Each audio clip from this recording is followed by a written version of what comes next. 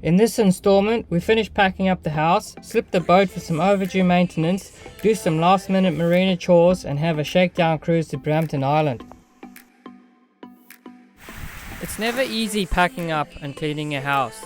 Throwing out stuff can be really hard and it seemed we would never finish. Vacuuming the carpets was one of the last chores on the checklist, and soon after we had our old house in the rearview mirror.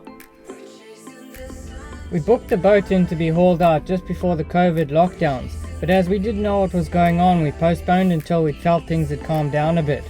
We made another booking but ended up cancelling once again because the wind was blowing so hard and we weren't confident getting Valindra into the haul-out pen. A week had passed and eventually we were being lifted out. The wind had subsided but the rain had set in and it was off to a very wet start. The very next job was to pressure wash the hull to get rid of the barnacles, and then she was taken to a bay on the hardstand and sat on chocks. We had quite a big scope of work ahead of us, so we got straight in.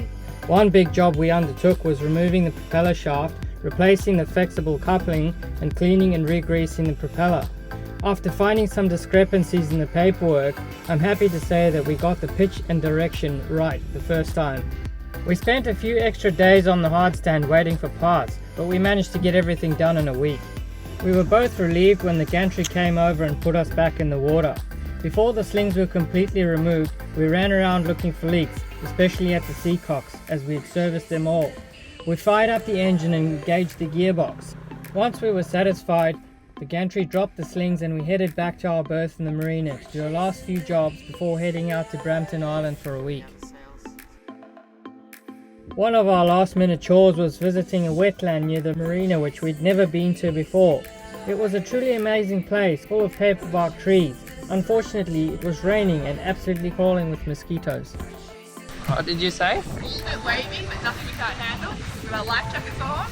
Yeah. We're doing 5 knots, 5.5 knots. And despite everybody else's best advice, we are still going out. No, we listened to the advice. After it might be a bit rolly. After our failure yesterday, well, it wasn't a failure, it was a bit of practice. Yeah. Oh, we just came up before that ship, just in time. Wow. The passage to Brampton Island was quite pleasant, if a bit rolly. There is an old resort there which was wiped out in a storm, but a lot of the old foundations and buildings still remain. There is a couple of caretakers there and they come and go by a small plane.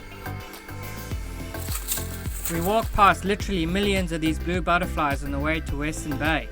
The old footpath is still manageable, although overgrown in places. Western Bay is a lovely shallow and flat beach which extends out quite far.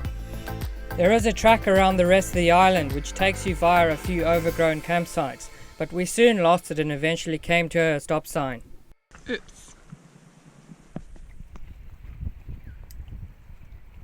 Is it a rock?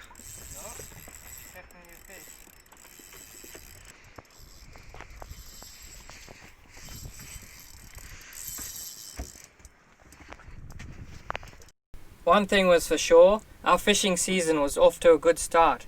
This giant trevally provided us with at least half a dozen meals. Next time, we leave Mackay for good and venture further north to Goldsmith and Thomas Islands.